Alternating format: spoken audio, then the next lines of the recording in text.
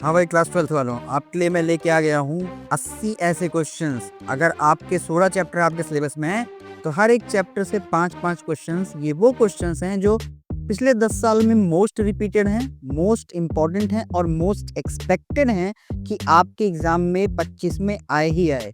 तो हम हर चैप्टर से 5 क्वेश्चंस कवर करेंगे आज, ठीक है। उन 5 क्वेश्चंस के बारे में हमने 5 क्वेश्चन 7 आंसर भी दिया है। प्लीज इसको आप करके जाना, आपके एग्जाम में ये क्वेश्चंस आने की बहुत बहुत ज्यादा प्रोबेबिलिटी है। तो चलिए शुरू करते हैं आज का हम सेशन, जिसमें हम मोस्ट एक्सपेक्टेड क्वेश्चन देखेंगे बायोलॉजी के, ठीक है। तो पहला हमारा चैप्टर होगा, पहला हमारा इस पूरे सेक्शन को हमने 3 पार्ट में डिवाइड कर रखा है। तो हमारा पहला पार्ट होगा रिप्रोडक्शन, जिसको क्वेश्चन नंबर 1 से लेके 20 तक जो कैरी करेगा, ठीक है। तो पहला चैप्टर आपका है रिप्रोडक्शन इन ऑर्गेनिज्म, ठीक है। तो रिप्रोडक्शन इन ऑर्गेनिज्म में क्या क्या पूछ सकता है। पहला क्वेश्चन होगा कि ये explain asexual and sexual reproduction with an example. तो एसेक्सुअल रिप्रोडक्शन क्या है? Asexual reproduction in which single parent produce offspring without gamete formation, बिना गैमीट के, या फिर मैं कहूँ कि सिंगल पेरेंट का इन्वॉल्वमेंट होता है इनमें, ठीक है। एग्जांपल बाइनरी फिजन होता है किसका, किसमें, अमीबा में। सेकेंडली है sexual reproduction when two parents contribute their gametes. कहने का मतलब कि दो गैमेट अलग अलग, मैटरनल और पैटर्नल, मतलब मेल और फीमेल के गैमेट्स जब मिल जाएं, fusion of male and female gamete leads to the formation of sexual reproduction, ठीक, sorry, leads to the formation of gamete and this process is called sexual reproduction. Example इसका human beings as well as flower plant, flowering plant, ठीक है। Second question होगा आपका what is vegetative propagation, discuss its significance, इसके क्या फायदे होंगे। Answer होगा, इसका डेफिनेशन क्या होगा, a form of asexual reproduction where new plants develop from root, stem और लीफ। मैंने एक बात बताया भी है बहुत पहले कि मान लीजिए हमारे पास ये प्लांट है, ठीक है। ये प्लांट की क्या है, रूट है। ये प्लांट की क्या है, स्टेम है, स्टेम से निकला। ये क्या है, राइज हुआ। ये क्या है, लीफ है। और एक क्या है, ये फ्लावर है, ठीक है। अब अगर देखो, बस फ्लावर को आप छोड़ दो, बाकी प्लांट का हर हिस्सा जो है कहलाता है वेजिटेटिव पार्ट। क्या कहलाता है, वेजिटेटिव पार्ट। और फ्लावर क्या कहलाता है, फ्लावर कहलाता है रिप्रोडक्टिव पार्ट, रिप्रोडक्टिव पार्ट, ठीक है जी। इतनी बात आप समझ रहे हो। तो इसकी सिग्निफिकेंस क्या है, it maintains the genetic uniformity faster than seed production. भाई सीड लगाओगे देन धीरे धीरे उसमें रेडिकल प्लीम्यूल्स होंगे, उससे बेहतर है काटा पेड़ ही लगा दिया सीधा, ठीक है। थर्ड है use of horticulture for a cloning desirable trait. Horticulture क्या है, जब सजावट वजावट के लिए जो यूज करते हैं हम, ठीक है। और इसकी क्लोनिंग, इसकी desirable gene as it is सीधा फॉर्म में रिटेन रख सकते हैं हम, ठीक है।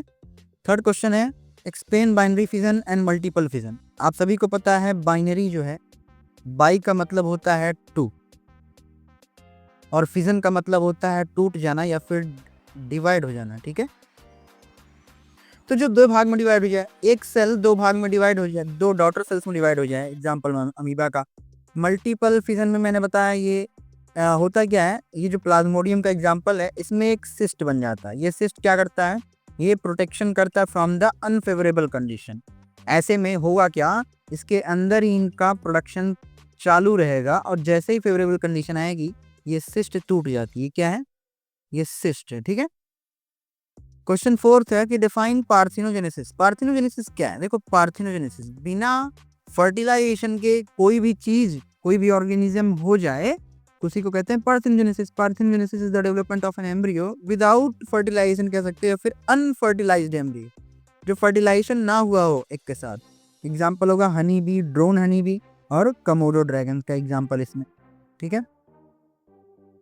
नेक्स्ट है question number 5, differentiate between oogenesis and spermatogenesis. ये थोड़ा सा मैं इसको अच्छे से पहले कर देता हूँ डिवाइड, ठीक है। हाँ चले, देखिए फीचर्स क्या है, कहाँ पे ये oogenesis होता है, ओवरी में अकरेंस, और स्पर्मेटोजेनेसिस कहाँ पे होता है, टेस्टिस में। नंबर ऑफ गैमेट्स oogenesis में A1 ओवर पर साइकिल, हर एक साइकिल पे एक। स्पर्मेटोजेनेसिस 4 स्पर्म्स पर साइकिल। ड्यूरेशन, oogenesis जो है, ये oogenesis डिसकंटिन्यूअस है। सो oogenesis जो होगा वो डिसकंटिन्यूअस होगा, लेकिन स्पर्मेटोजेनेसिस जो है वो कंटिन्यूअस होगा, ठीक है। इसको आप डिवाइड कर लेना ऐसे। चैप्टर 2 क्या है? Sexual reproduction in flowering plant. Sexual reproduction in flowering plant में कह रहा कि illustrate the diagram of mature angiosperm ovule. आपको एंजियोस्पर्म के ओव्यूल का डायग्राम बनाना पड़ेगा, जिसमें डायग्राम में क्या क्या इंक्लूड होना चाहिए, लेबल्ड क्या क्या होना चाहिए, nucleus, embryo sac, integument, micropylar और चलाजल एंड आपका इसमें मेंशन होना चाहिए। फंक्शन क्या क्या आप लिख सकते हो, houses of female gametophyte which participate in fertilization, इसका ये फंक्शन चाहो तो लिख सकते हो, ठीक है, माइट भी आपकी वो इच्छा है बाकी, लेकिन डायग्राम में ये चीज़ें इंक्लूड होनी चाहिए। क्वेश्चन 7 है कि explain double fertilization in flowering plant. Double fertilization क्या है, एक्सप्लेन। तो डबल फर्टिलाइजेशन इन्वॉल्व्स, पहला, one sperm fertilize to the egg forming zygote. एक स्पर्म यहाँ पे कहना उतना सही नहीं होगा, बट हम इसको बता रहे हैं कि एज अ पोलन ग्रेन से रिप्लेस करें, पोलन ग्रेन, ठीक है। कहने का मतलब यहाँ पे पहला जो है एक से फॉर्मेट करके जाइगोट बना ले, सेकंड जो है the other fuses with two polar nuclei forming a triploid endosperm. और यही एंडोस्पर्म क्या करता है, न्यूट्रिशन देता है किसको, एम्ब्रियो को। याद करो यही एंडोस्पर्म तो कोकोनट वाटर होता है, कोकोनट वाटर को हम एंडोस्पर्म ही बोलते हैं, ठीक है। जिसे बोलते हैं सिनोसिटिक सेल्स, मतलब मल्टीपल सेल्स, ये तो है मल्टीपल न्यूक्लियस ही तो है वो। क्वेश्चन 8 का है differentiate between self pollination and cross pollination. Answer क्या होगा इसका, सेल्फ पॉलिनेशन क्या है, सेल्फ पॉलिनेशन वो है जिसमें एक ही फ्लावर, सेम फ्लावर का एंथर यानी मेल पार्ट से पोलन ग्रेन सेम फ्लावर के स्टिग्मा पे आ जाए, ठीक है, उसे कहते हैं सेल्फ पॉलिनेशन। क्रॉस पॉलिनेशन, एक फ्लावर के एंथर का पोलन ग्रेन किसी दूसरे फ्लावर के स्टिग्मा पे चला जाए, उसे बोलते हैं क्रॉस पॉलिनेशन, ठीक है। सेल्फ पॉलिनेशन का एग्जांपल होगा पी यानी पाइसन सटाइवम प्लांट, और क्रॉस का होगा सनफ्लावर, ठीक है। नेक्स्ट है describe the development of male gametophyte. Male gametophyte को आप डिस्क्राइब करिए। देखो मेल गैमेटोफाइट में क्या होगा, माइक्रोस्पोर पोलन ग्रेन जो है अंडरगो माइटोसिस डिवीजन, माइटोसिस में जाता है, ठीक है, एक से दो वाला सिस्टम। इसमें देखो वेजिटेटिव सेल्स जो होंगी वो क्या करेंगी, helps in pollen tube formation, ये पोलन ट्यूब को बनाने में हेल्प करेगी। और जो जनरेटिव सेल होगी वो क्या करेगी, वो प्रोड्यूसेस टू स्पर्म सेल्स, वो दो स्पर्म सेल्स बनाएगी, ठीक है। नाउ क्वेश्चन 10 कह रहा है व्हाट इज एपोमैक्सिस। याद रखना how it differs from sexual reproduction. Apomixis और सेक्सुअल रिप्रोडक्शन में अंतर क्या है, याद रखना।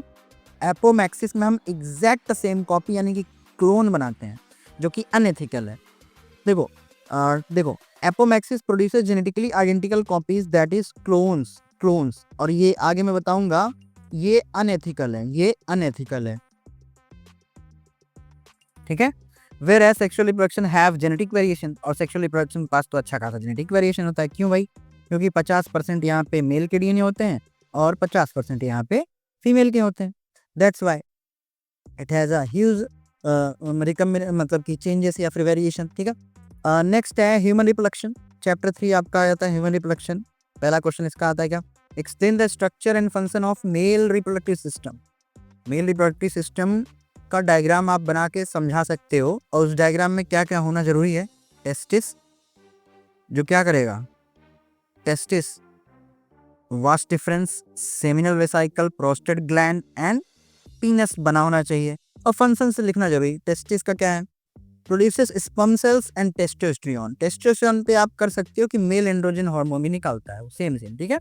Next seminal vesicle and prostate gland क्या करते हैं, it provides seminal fluid for sperm mobility, sperm के मोबिलिटी के लिए वो सेमिनल फ्लूइड निकालते हैं, ठीक है। नेक्स्ट है describe the hormonal regulation for menstrual cycle. Menstrual cycle में कौन कौन से हार्मोन रेगुलेट करते हैं, मैंने बताया FSH एंड LH। FSH क्या है, follicular stimulating hormone, follicular stimulating hormone क्या बोलते हैं, FSH। और LH को क्या बोलते हैं, LH को हम लोग बोलते हैं ल्यूटेटिंग हार्मोन, ल्यूटेटिंग हार्मोन। क्या काम करता है, ये स्टिमुलेट करता है फॉलिकल्स को कि वो ग्रोथ हो उनमें और ओव्यूलेशन हो। And what is ovulation, ovulation क्या है, ओव्यूलेशन एक प्रोसेस है जिसमें ओवा का रिलीजमेंट होता है, ठीक है। नेक्स्ट है ईस्ट्रोजन एंड प्रोजेस्टेरॉन। ईस्ट्रोजन और प्रोजेस्टेरॉन रेगुलेट करता है एंडोमेट्रियम के चेंजेस को, और मैं बता दूं यही एंडोमेट्रियम की वॉल है जो टूटती है जब पीरियड्स के ब्लीडिंग को कहलाता है। यही जब एंडोमेट्रियम की वॉल टूटती है तभी पीरियड्स अकर होते हैं। ठीक है, चलो नेक्स्ट है explain process of fertilization and implantation. Fertilization क्या है? फर्टिलाइजेशन तो दो गैमीट्स का मिल जाना और मिल के जाइगोट बनाना। याद रखना फर्टिलाइजेशन की डेफिनेशन आप अगर इतना ही लिखते हो fusion of two gametes is called fertilization, ये रॉन्ग है। Fusion of two gametes and formation of the first single cell stage condition called zygote, this is the true definition। वहां पे आप लिखिएगा कि जाइगोट का बनना जरूरी है। इम्प्लांटेशन क्या है? जो ब्लास्टोसिस्ट है अब वो जाएगा, वो यूट्राइन वॉल में धंस जाएगा, इम्प्लांट हो जाएगा, दिस इज कॉल्ड इम्प्लांटेशन, जो कि यूट्रस में। ठीक है, नेक्स्ट है what is the role of placenta in pregnancy. Placenta क्या काम करता है प्रेगनेंसी में? सभी को पता है, nutrients exchange. Placenta exchanges nutrients, gas and waste between maternal mother and fetus। ठीक है, and it also produces a hormone like HCG जिसको बोलते हैं ह्यूमन कोरियोनिक गोनाडोट्रोफिन। याद रखना this is the only hormone that जो क्या है, जो यूरिन के साथ निकलता है फीमेल के, जो फीमेल के यूरिन के साथ में निकलता है और इसी से प्रेगा न्यूज के किट पे प्रेगनेंसी टेस्ट होती है। प्रेगा न्यूज जो किट आती है इसी की वजह से उसमें डबल लाइन आती है जिससे हमको क्या पता चलता है कि प्रेगनेंसी है। ठीक है, नेक्स्ट है describe embryonic development during the first trimester. याद रखिएगा 9 मंथ की प्रेगनेंसी साइकिल होती है, प्रेगनेंसी साइकिल, जिसको हम 3 ट्राइमेस्टर्स में डिवाइड करते हैं। ट्राई मतलब 3, मतलब एक trimester is equals to 3 months. ठीक है, तो यहाँ पे फर्स्ट ट्राइमेस्टर में हार्ट फॉर्मेशन होता है, सेकंड ट्राइमेस्टर में लिम्ब एंड ऑर्गन्स डेवलप होते हैं, थर्ड ट्राइमेस्टर में ऑल मेजर ऑर्गन्स बन जाते हैं। ठीक है, chapter 4 reproductive health. What is reproductive health and mention its strategies. Answer क्या है? Reproductive health is refers to be a complete wellbeing in reproductive function. Reproductive functions में completely healthiness को कहते हैं रिप्रोडक्टिव हेल्थ। स्ट्रेटजीज क्या है? Family planning, कॉन्ट्रासेप्शंस, awareness programme, ये सारी चीज़। याद रखिएगा रिप्रोडक्टिव हेल्थ के बारे में हम लोग ही सबसे पहले स्टार्ट किए थे इसके बारे में। ठीक, इंडियंस। क्वेश्चन 17 है explain different methods of contraception.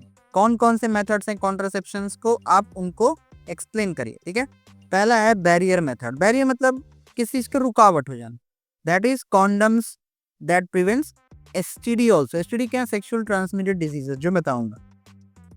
Hormonal methods क्या क्या हैं? हार्मोनल मेथड्स में पिल्स आ जाती हैं, इंजेक्शंस रेगुलेट्स ओव्यूलेशन। ठीक है, परमानेंट मेथड्स में vasectomy and tubectomy, they are the caesarean method. Vasectomy में मेल में होता है, वासेक्टोमी मेल में होता है, यानी कि वास्ट डिफरेंस को काट दिया जाता है। ट्यूबेक्टोमी जो है फीमेल में होती है, इसमें ये फेलोपियन ट्यूब को काट दिया जाता है। ठीक है, क्वेश्चन 18 है define sexually transmitted disease and its prevention.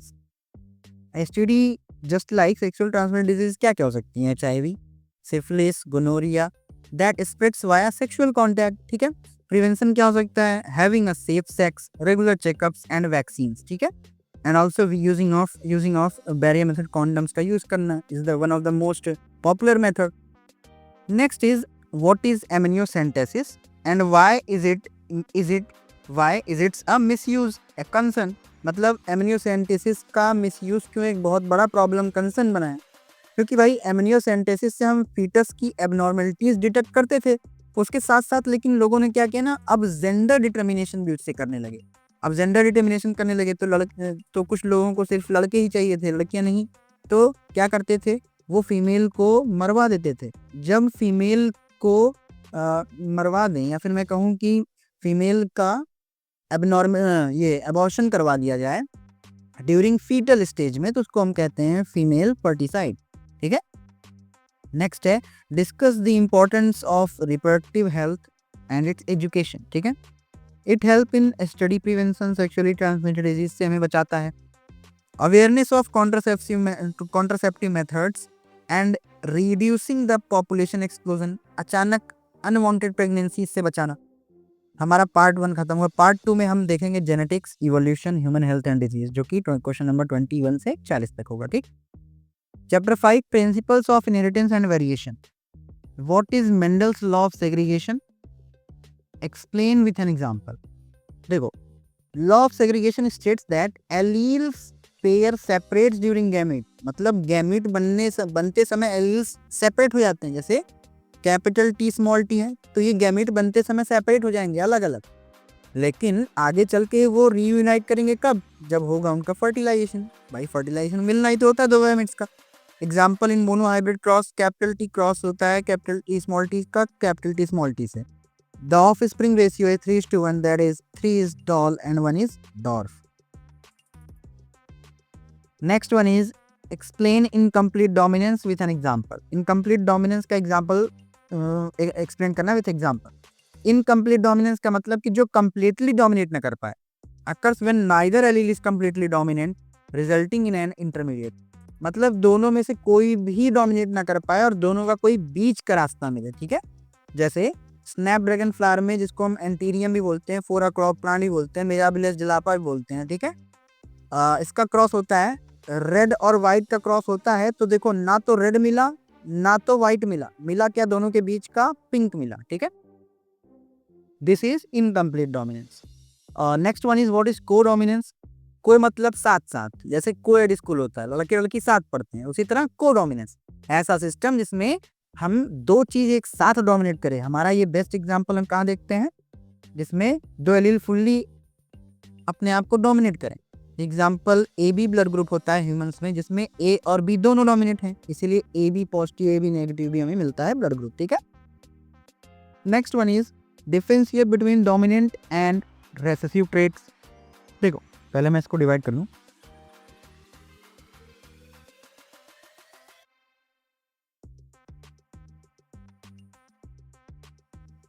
ठीक, डोमिनेंट ट्रेट कौन है, जो कि अपना एक्सप्रेशन होमोजाइगस होगा तब भी दिखाएगा, हेट्रोजाइगस होगा तब भी दिखाएगा। ठीक है, और रेसेसिव ट्रेट केवल अपना एक्सप्रेशन कब दिखा पाएगा, केवल और केवल कब दिखाएगा, जब ये रेसेसिव ही दोनों होंगे।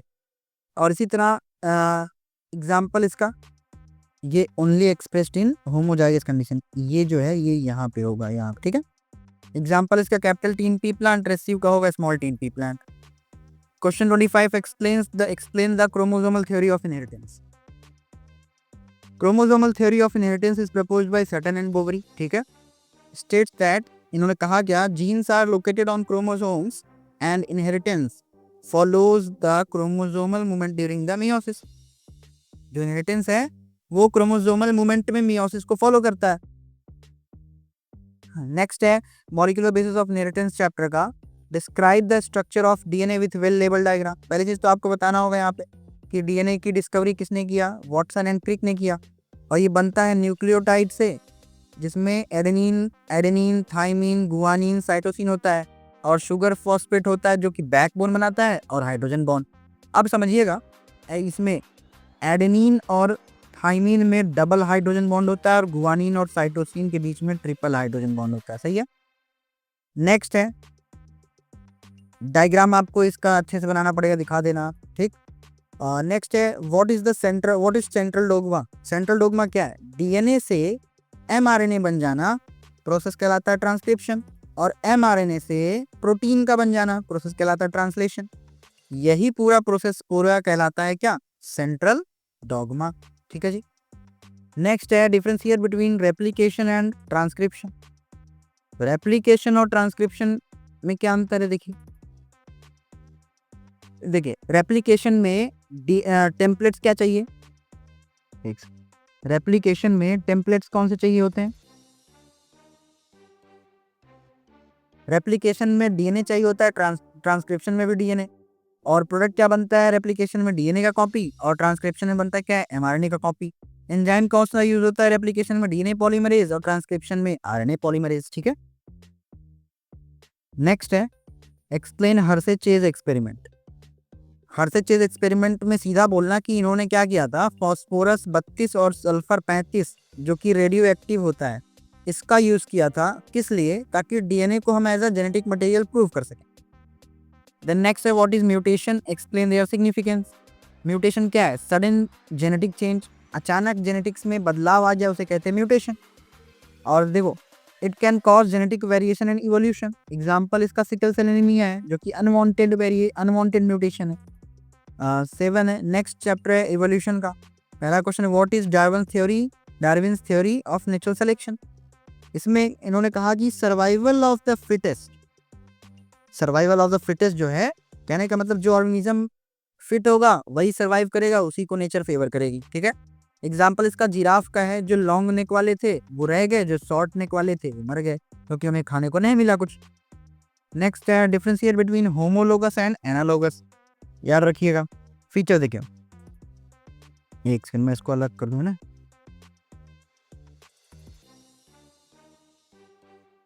ठीक, होमोलोगस वो होते हैं जिनकी ओरिजिन सेम होती है, एनालोगस वो होते हैं जिनका ओरिजिन डिफरेंट होता है। ठीक है, अब होमोलोगस के फंक्शन भी वेरी कर सकते हैं, बट एनालोगस का फंक्शन सेम होगा। एग्जाम्पल होगा होमोलोगस का 4 limb of bat and human, और एनालोगस का एग्जाम्पल होगा wings of bat and butterfly. ठीक है, याद रखना ये होमोलोगस और एनालोगस आता है। ठीक है, नेक्स्ट है explain adaptive radiation with an example. Adaptive radiation क्या है, कहता है कि सारी चीजें कितनी भी फैल रहे हैं वो कहीं ना कहीं एक जगह से स्टार्ट हुई थी। Evolution of diverse species from a common ancestor, किसी एक कॉमन एंसेस्टर से ही सारे फैले हैं। ठीक है, एग्जाम्पल जैसे डार्विन फिंचेस है, कहाँ पर जो गैलापागोस आइलैंड में दिखा था। What is genetic drift, give an example. Genetic drift क्या होता है, random change in allele frequency, allele की फ्रीक्वेंसी में अचानक रैंडमली कहीं से भी चेंज हो जाए। एग्जाम्पल होता है इसका founders effect in isolation population. Next है हार्डी विंगबर्ग प्रिंसिपल, और उसका इक्वेशन बताइए। प्रिंसिपल क्या है हार्डी विंगबर्ग का, allele frequencies remains constant in a population unless evolutionary force act on it. मतलब ये जो एलील की फ्रीक्वेंसी ना, ये हमेशा कांस्टेंट रहना चाहती है। कब तक, जब तक कोई इसे कोई पॉपुलेशन इसको इवोल्यूशनरी की तरफ फोर्स ना करे चलने को। क्वेश्चन इसका होता है p² + 2pq + q² = 1, मतलब कांस्टेंट वैल्यू, यही तो बता रहा है। 1 मतलब यूनिटी, मतलब यही तो बता रहा है कांस्टेंट होगी। नेक्स्ट है human health and disease. What is immunity, explain it's type. Immunity क्या होती है, बॉडी की एबिलिटी होती है जिससे वो इन्फेक्शन से लड़ सके, वही तो आपकी इम्यूनिटी है। Body is ability to fight infection, it is of 2 types. First one is innate immunity, second one is acquired. Innate वो है जो बाय बर्थ है, यानी कि कॉन्जेनाइटल। ठीक है, जैसे कि एग्जांपल स्किन बैरियर। ठीक है, एक्वायर्ड वो होती है जो हम डेवलप करवाते हैं वैक्सीन या इन्फेक्शन से होकर हमारी बॉडी खुद एंटीबॉडी बनाए। ठीक है, describe the structure of N antibody with diagram. इसका डायग्राम आपको बनाना पड़ेगा। एंटीबॉडी जो कि वाई शेप्ड प्रोटीन दिखाना पड़ेगा यहाँ पे, और लाइट और हैवी चेन को थोड़ा सा आप कलर में डायग्राम मतलब बैक कर देना हल्का। ठीक है, क्वेश्चन 38 क्या कहा, explain the role of vaccine and immunity. ठीक है, वैक्सीन और इम्यूनिटी कैसे काम करती है, इसके लिए मैं पूरी वीडियो बनाया हूँ 6-7 मिनट की, ऊपर पिन कर दूंगा, देख जरूर लेना। ठीक है, vaccine stimulates active immunity by introducing weekend pathogen. कमजोर पैथोजन को हम आपकी बॉडी में डाल देंगे, आपकी बॉडी उसको फॉरेन बॉडी समझ के उसके अगेंस्ट में एंटीबॉडी बना देगी। Example BCG vaccine for tuberculosis. ठीक है, टीबी के लिए। नेक्स्ट है what is the difference between active and passive immunity. Active immunity देखो, एक सेकंड डिवाइड कर दूं उसको। हाँ, एक्टिव इम्यूनिटी वो होती है जो कि हमारी बॉडी खुद बनाती है, पैसिव वो होती है जिसको हम एक्सटर्नली बनवाते हैं। और duration, active immunity long term होती है और पैसिव इम्यूनिटी शॉर्ट टर्म होती है। ठीक है, नेक्स्ट है what is life style disease mention and prevention strategy, बताइए। लाइफ स्टाइल डिजीज जैसे कि sedentary habits, diet, stress, example जिसकी वजह से हमें डायबिटीज, हाइपरटेंशन होता है। और प्रिवेंशन क्या है इसका, regular exercise, healthy diet, stress management से हम इसको रिट्रीव कर सकते हैं, सही कर सकते हैं, इससे बच सकते हैं, प्रिवेंशन हो सकता है इससे। ठीक है, नेक्स्ट स्टेप पार्ट 3 41 से 60 तक जिसमें देखेंगे। ठीक, chapter 9 strategies for enhancement in food production में what is plant breeding, mention its step. Plant breeding क्या है, the science of improving crop variety for better yield, desirable disease resistance and quality. पैदावार बढ़ जाए, यील्ड, डिजीज रेजिस्टेंस बीमारी ना हो उसमें, क्वालिटी उसकी इंप्रूव हो जाए, इसी को कहते हैं प्लांट ब्रीडिंग करवाना। स्टेप्स क्या है, कलेक्शन ऑफ जेनेटिक वायबिलिटी, उसकी अच्छी जीन को निकालना, सिलेक्शन ऑफ सुपीरियर पेरेंट, अच्छे उनके पेरेंट्स को पता करना, cross hybridization, selection of superior hybrid, testing and release of new varieties. ठीक, नेक्स्ट है what is bio fertilizers, give an example. Bio fertilizers क्या है? Crops genetically improve to have higher nutrient content, ऐसी crops जिसके हम genetically improve करके उनकी yield के साथ साथ उनकी क्वालिटी को बढ़ा दें, न्यूट्रिएंट क्वालिटी को। एग्जाम्पल गोल्डन राइस जो कि विटामिन ई से भरपूर है, और आयरन फोर्टिफाइड व्हीट, ऐसा गेहूं जिसमें आयरन की क्वांटिटी, आयरन की क्वालिटी अच्छी हो, यानी कि Fe+3 जिसमें आयरन फॉलिक। नेक्स्ट है explain tissue culture and its application. Tissue culture क्या है? Growth of plant cells in a nutrient medium under sterile condition. किसी एक प्लांट के छोटे टुकड़े उससे हम पूरे कई प्लांट बना दें, वो भी कैसे? स्टेराइल कंडीशन मतलब डिजीज फ्री, डिजीज फ्री, और उसकी क्वालिटी अच्छी हो। एप्लीकेशन मतलब इसका यूज क्या होगा? रैपिड प्लांट प्रोपोगेशन होगा, production of disease free plants, genetic modification हम इसके अच्छे से कर सकते हैं। नेक्स्ट है what is single cell protein SCP, mention its advantage. SCP क्या है? Protein obtain from microbes like spirulina and yeast. ये क्या है? बहुत अच्छी प्रोटीन, ये हम सब एज अ सप्लीमेंट यूज करते हैं, ठीक है। एडवांटेज क्या है? ये रिच होते हैं, रिच प्रोटीन्स होती हैं इनमें। Requires less land and resource, कम जगह और कम रिसोर्सेज की यूज होता है इसमें। Reduces malnutrition. What is malnutrition? Malnutrition क्या होता है? जब न्यूट्रिएंट्स की कमी हो जाए। माल न्यूट्रिशन को बोलते हैं कि लैक ऑफ न्यूट्रिशन, जब न्यूट्रिशन की कमी होती है, लैक ऑफ न्यूट्रिएंट्स, तो मतलब माल न्यूट्रिशन को ये रोकेगा। नेक्स्ट है ये describe artificial insemination. Describe artificial insemination मतलब कि आर्टिफिशियल इंसेमिनेशन है क्या? आर्टिफिशियल इंसेमिनेशन में हम करते क्या है? हम इसको आर्टिफिशियली, हम सीमेन को आर्टिफिशियली फीमेल बॉडी में इंसर्ट करवा दें। उससे होगा क्या? उससे होगा क्या? हम सुपीरियर बुल से क्या करते हैं? सीमेन लेते हैं और फीमेल के अंदर इंसर्ट करते हैं ताकि अच्छी वेराइटी मिल सके, अच्छी। तो ये क्या है? इसी का एक तरीका है एम्ब्रियो ट्रांसफर ET का, जिसमें हम ये superior ovulation of high female, जैसे क्या फीमेल की क्वांटिटी अच्छी, फीमेल के मिल्क की क्वांटिटी अच्छी हो जाती है। फर्टिलाइजेशन एंड एम्ब्रियो कलेक्शन होता है, और तीसरा होता है ट्रांसफर ऑफ सेरोगेट मदर, उसको हम फिर सेरोगेट मदर में करवा देते हैं। प्रोसेस कहलाता है सेरोगेशन, ठीक है। अब तो ये ह्यूमंस में भी हो रहा है, ठीक। Next chapter microbes in human welfare. Mention any 4 industrial use of microbes. पहला है लैक्टिक एसिड बैक्टीरिया, जिसको लैक्टोबैसिलस बोलते हैं, वो कर्ड व दही बनाने में काम आता है। सार्कोमाइसिस यानी कि ईस्ट, जो कहाँ यूज आती है? That is used in bread and alcohol production. Third है एस्परजिलस, जिसका हम प्रोडक्शन करवाते हैं सिट्रिक एसिड बनाने में, ठीक है, जिसकी हेल्प से हम मिल्क केक वगैरह बनाते हैं, मिठाई। नेक्स्ट है स्ट्रेप्टोकोकस, जो कि हम एंटीबायोटिक प्रोडक्शन में यूज करते हैं, ठीक है। नेक्स्ट है explain biogas production with label diagram. आपको बायोगैस का डायग्राम बनाना पड़ेगा, जिसमें क्या क्या होना चाहिए बायोगैस का, कैसे प्रोडक्शन होता है, anaerobically digestion of organic matter, organic matter को कार्बन डाइऑक्साइड के प्रेजेंस में तोड़ा जाए, बाई मिथेनोजेनिक बैक्टीरिया, ठीक है, क्योंकि रूमिनेंट्स के गट में मिथेनोजेंस होते हैं। कंपोनेंट क्या क्या इसमें होता है? काऊ डंग, स्लरी टैंक, गैस आउटलेट और डाइजेस्टर, ये सब आपको डायग्राम में शो करना पड़ेगा।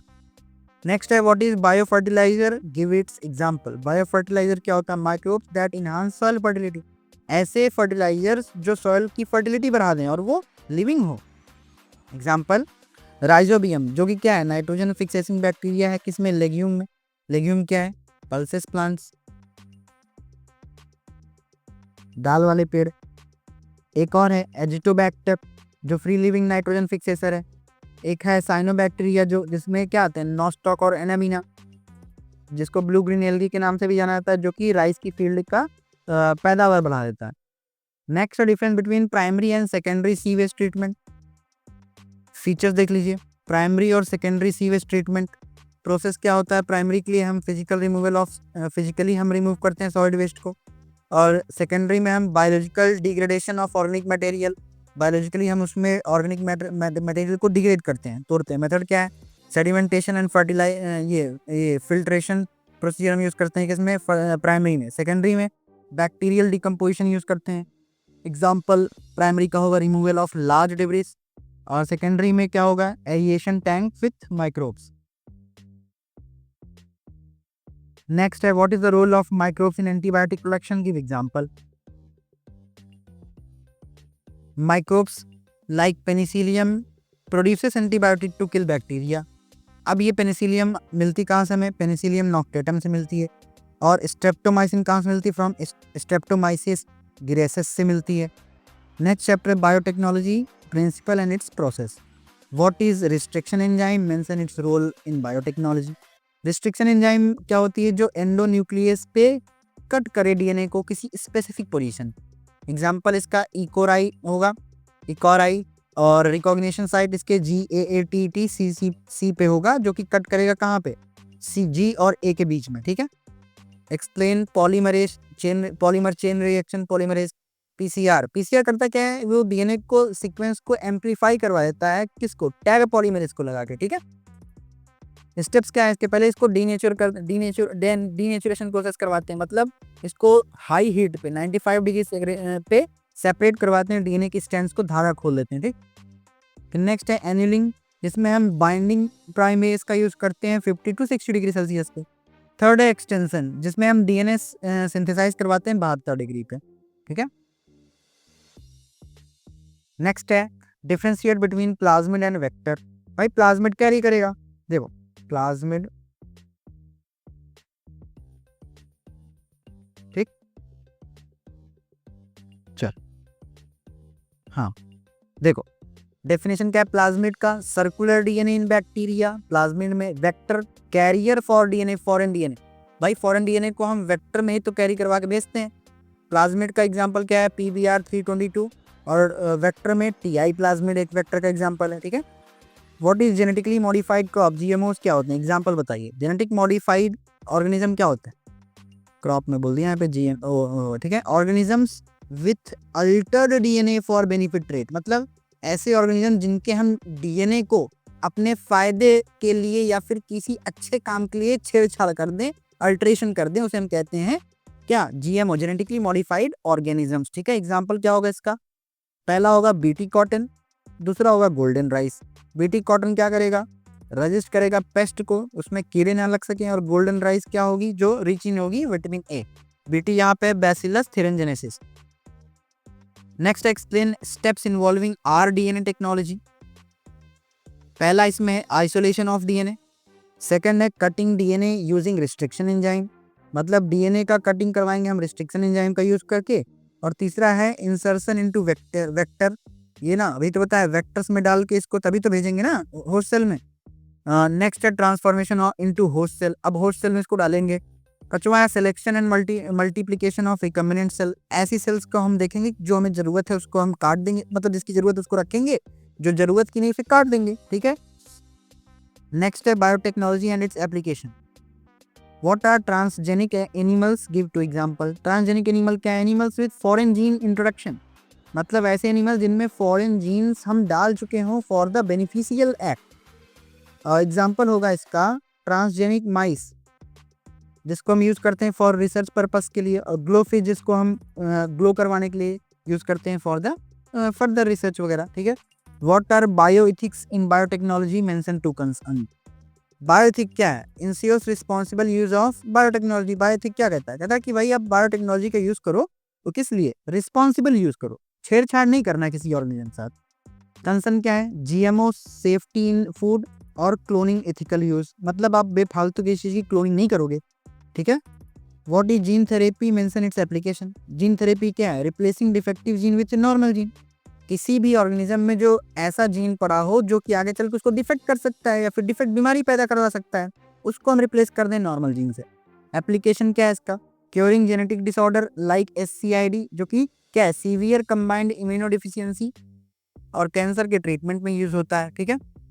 नेक्स्ट है what is biopiracy and its application. Bio मतलब होता है लिविंग, पायरेसी मतलब चोरी। तो बायोपायरेसी क्या है? Unauthorised use of biological resource from developing countries, किसी डेवलपिंग कंट्रीज से आप बिना परमिशन से उसकी चीजों को यूज करो। इम्पैक्ट क्या होगा? लॉस ऑफ इंडिजीनियस नॉलेज, वहाँ की प्रॉपर वहाँ की नॉलेज का मतलब कि क्या होगा? लॉस हुआ। साथ ही साथ एक्सप्लॉयटेशन ऑफ इकोनॉमी, वहाँ की इकोनॉमी भी मतलब उसकी वजह से इम्पैक्ट करेगी, क्योंकि भाई वो जो चीज बेच रहे हैं वो आप उसको चोरी से यूज कर रहे हो, उनका तो नुकसान हुआ ना जिन्होंने बनाया था। How is biotechnology used in agriculture? Give two example. पहला है as a GMO crops for the high yield, ज्यादा पैदावार और बीमारी करने वाले पेस्ट यानी कीटनाशकों से बचाव। एग्जाम्पल है बीटी ब्रिंजल जो कि पेस्ट से बचाएगा, हर्बिसाइड टॉलरेंट सोयाबीन, ऐसी सोयाबीन जिसे हर्बीवोर्स न खा पाए। पार्ट 3 का एंड हुआ। पार्ट 4 में इकोलॉजी इन्वायरमेंट जो कि 61 से 80 तक चलेगा, ठीक है। चैप्टर 13 में आ जाइए, organism and its population. Define population and community in ecology. Population क्या है? Group of individuals of the same species living in specific area. एक जगह पे किसी यूनिट एरिया में कोई सेम स्पीसी रह रही हो तो क्या कहलाएगी? उस स्पीसी की पॉपुलेशन। कम्युनिटी क्या होती है? A group of different स्पीसी interacting in an ecosystem. Community उसे कहते हैं जिसमें अलग अलग स्पीसी के लोग एक ही इकोसिस्टम में आपस में इंटरेक्ट करके रहते हो, ठीक है। Next explaining 3 population attributes. 3 population attributes क्या क्या होंगे? पहला नैटेलिटी जिसको हम बर्थ रेट बोलते हैं, नंबर ऑफ बर्थ, कितने लोग एक पर यूनिट एरिया में जन्म लिए। सेकंड है मोर्टेलिटी, डेथ रेट, किसी पर यूनिट एरिया में कितने लोगों की मृत्यु हुई। और थर्ड है पॉपुलेशन डेंसिटी, किसी पर्टिकुलर एरिया में कितने लोग रह रहे हैं उसे कहते हैं डेंसिटी। नेक्स्ट है what is carrying capacity, how does it affect a population. Carrying capacity ये थी कि maximum population of an environment can sustain, किसी एक इलाके में कितना ज्यादा पॉपुलेशन मैक्सिमम रह सकती है उसे कहते हैं कैरिंग कैपेसिटी। इफेक्ट क्या है? If population exceed carrying capacity, अगर कैरिंग कैपेसिटी से ज्यादा पॉपुलेशन हो गई तो क्या होगा? ऑब्वियस बात है, रिसोर्सेज खत्म हो जाएंगे, ठीक है, और लोगों को दिक्कत होगी। अगर पॉपुलेशन कम हुई कैरिंग कैपेसिटी से तब जाहिर सी बात है ग्रोथ दिखेगी आपको, ठीक है। Difference between mutualism and commensalism. Mutualism में दोनों के फायदे होते हैं, कॉमेंसलिज्म में एक का फायदा होता है, दूसरे का कोई दिक्कत नहीं, ना फायदा ना नुकसान। म्यूचुअलिज्म का एग्जांपल हम देते हैं लाइकेन में जो कि एल्गी और फंजाई आपस में रहते हैं, और कॉमेंसलिज्म में कैटल और ईगर्ट का देते हैं। जैसे भैंस चली जा रही गीले में, बगुला भैंस उस पर चढ़ती है तो ऑर्गेनिज्म केचुए बाहर आते हैं तो उसको खा लेता बगुला। भैंस का तो ना नुकसान हुआ ना फायदा, लेकिन बगले का फायदा हो गया। अब यही इसमें आपको बताना है अलग अलग इंटरेक्शन। जैसे म्यूचुअलिज्म क्या है? जिसमें दोनों ऑर्गेनिज्म के फायदे हों, एग्जाम्पल इसका लाइकेन का है। कॉमेंसलिज्म में जिसमें एक का फायदा हो, एक का ना तो फायदा ना तो नुकसान हो, अभी बताया मैंने वेल और बार्निकल्स का। थर्ड है पैरासिटिज्म, जिसमें एक का फायदा और दूसरे का नुकसान हो, example tapeworm in humans. Third है प्रीडेशन, एक का फायदा और दूसरे का नुकसान हो, lion and deer, example. Commensalism जिसमें दोनों का नुकसान हो, यह है कंपटीशन वाला मामला, कि जैसे प्लांट कंपीट कर रहे हैं फॉर सनलाइट, ठीक है। नेक्स्ट है इकोसिस्टम से। Define ecosystem and mention it's type. Ecosystem क्या है? A system of living organism interacting with their physical environment, जो उसके फिजिकल इन्वायरमेंट में अलग अलग लिविंग ऑर्गेनिज्म इंटरेक्ट कर रहे हैं। टाइप्स, टेरेस्ट्रियल होगा या तो एक्वेटिक, या तो वो जमीन पे होगा या तो पानी में होगा। जमीन पे होगा तो एग्जाम्पल होगा का फॉरेस्ट, डेजर्ट, ग्रासलैंड। एक्वेटिक होगा तो फ्रेश वाटर या फिर मैराइन वाटर, ठीक है। Now next one is explain the component of an ecosystem. Ecosystem में कौन कौन से कंपोनेंट हो सकते हैं? Biotic factors, abiotic factors. Biotic जो लिविंग हो, एबायोटिक जो नॉन लिविंग हो। लिविंग जो होगा वो प्लांट, एनिमल और बैक्टीरिया, जो नॉन लिविंग होगा वो टेम्परेचर, वाटर, सनलाइट। नेक्स्ट है what is ecological succession, mention its types, ठीक है। इकोलॉजिकल सक्सेशन क्या है?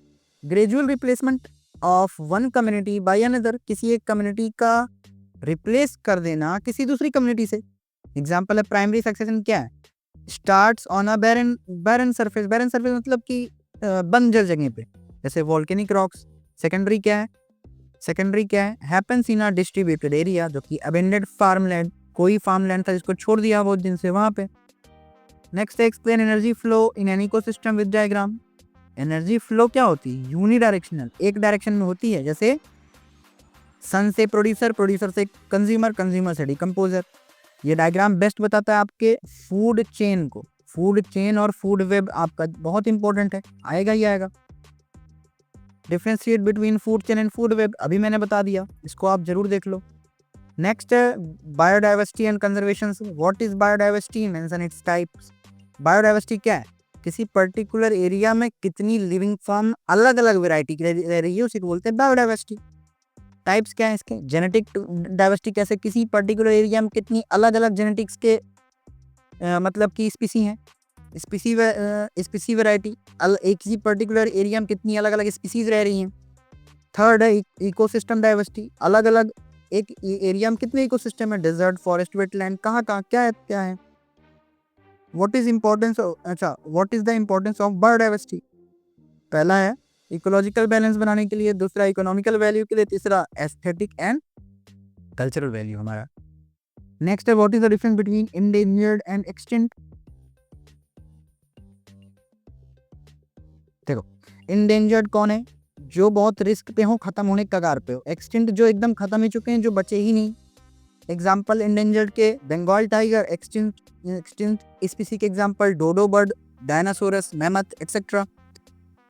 What is in situ and ex situ conservation. देखो इन सीटू कंजर्वेशन क्या है, जिसको हम प्रोटेक्ट करें किसी स्पीसीज को उसके नेचुरल हैबिटेट में, उसे हम क्या कहते हैं, इन सीटू कंजर्वेशन। जिसको हम किसी के नेचुरल हैबिटेट में कंजर्व करें उसे कहते हैं इन सीटू, और जिसको हम प्रोटेक्ट करें दूसरे हैबिटेट में उसे हम कहते हैं एक्स सीटू। एग्जाम्पल हो जाएगा इन सीटू का क्या, नेशनल पार्क और बायोस्फीयर रिजर्वियर। एक्स सीटू का एग्जाम्पल्स जू, बॉटनिकल गार्डन और सीड बैंक्स। ठीक है, इसको आप इधर लिख लेना। ठीक, mention 3 causes of biodiversity loss. 3 चीजें क्या हो सकती हैं जिससे बायोडाइवर्सिटी का लॉस हो। पहला है डिफॉरेस्टेशन, पेड़ों का काटना। दूसरा है पॉल्यूशन, जैसे water pollution, air pollution, soil pollution. तीसरा है ओवर एक्सप्लॉयटेशन, जैसे हंटिंग, पोर्चिंग, अनफिशिंग, ओवर फिशिंग। क्या करो आप, एक्स्ट्रा न्यूट्रिएंट को निकाल दो, मार डालो। ठीक है, नेक्स्ट है एनवायरमेंटल इश्यूज चैप्टर से। What is global warming, mention its causes. Global warming क्या है, rise in earth average temperature. Earth का जो एवरेज टेम्परेचर है उससे ज्यादा टेम्परेचर इंक्रीज कर जाए कहलाता है ग्लोबल वार्मिंग। किसकी वजह से होता है ये, ग्रीन हाउस इफेक्ट से, जैसे CO2, मीथेन, नाइट्रोजन ऑक्साइड की राइजमेंट्स। होता कैसे, ये डिफॉरेस्टेशन, पेड़ काट के, इंडस्ट्रियल इमिशन, इंडस्ट्रीज से के जो एक्सक्रीटा हैं वो सब। Differentiate between biodegradable and non biodegradable pollutant. आप सभी को पता है कि बायोडिग्रेडेबल वो होते हैं जिनको डिकम्पोज किया के माइक्रोब्स के द्वारा। ठीक है, जो माइक्रोब्स क्या करें, माइक्रोब्स उन्हें डाइजेस्ट करवा दें, तोड़ दें। और नॉन बायोडिग्रेडेबल वो होते हैं जो can not be decompose by microbes. Example होगा बायोडिग्रेडेबल का food waste and paper, non biodegradable का होगा प्लास्टिक और हैवी मेटल्स। ठीक है, next one is what is eutrophication, how does it affects aquatic life. भाई देखो, कभी एक्सेस न्यूट्रिशन पानी में घुल जाए उसे कहते हैं यूट्रोपिफिकेशन।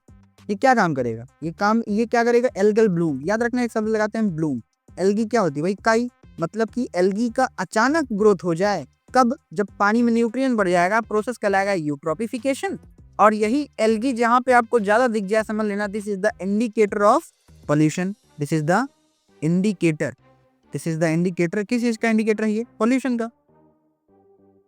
का इंडिकेटर होता है।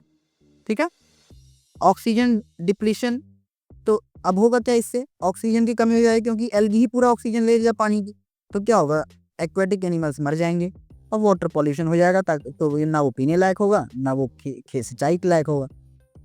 Next explain the role of ozone layer and its effect on depletion. Ozone क्या है, ozone UV harmful ultraviolet rays जो सन से आती है उससे हमें बचाता है। अब अगर ये डिप्लीट हो गया तो हमें स्किन कैंसर हो सकता है, कैटरेक्ट यानी मोतियाबिंद हो सकता है इंसान में। वीकनिंग इम्यूनिटी सिस्टम, हमारी इम्यून सिस्टम को कमजोर कर सकता है। Harm to phytoplankton and marine life, मतलब मैराइन लाइफ जो पानी में जानवर हैं या फिर जो पानी में पेड़ हैं उनको नुकसान कर सकता है। Last but not the least, what are the major steps of waste management. 3 यहाँ पे लिखना 3 R's, reduce, reuse, recycle. Reduce the minimal waste production. Reuse मतलब use products multiple time. Recycle मतलब converts waste into useful products. और fourth क्या है, proper disposal, safe disposal for the hazardous waste. Hazardous waste होता है जो हमें नुकसान कर सकता है। ठीक है, तो ये 80 क्वेश्चन वो थे जिनकी आने की प्रोबेबिलिटी आपके एग्जाम में बहुत ज़्यादा है। आप समझो इस चीज़ को। अगर आप यहाँ तक पहुँचे हो तो उम्मीद करते हैं आपकी वीडियो आपको समझ में आई होगी, अच्छी लगी होगी। जरा भी कोई भी सुझाव हो तो प्लीज़ कमेंट करें, और इसी तरह के सेशन देखने के लिए हमारे चैनल को सब्सक्राइब करें। मिलते हैं आप सभी से नेक्स्ट वीडियो में, तब तक all the best and best of luck, stay healthy.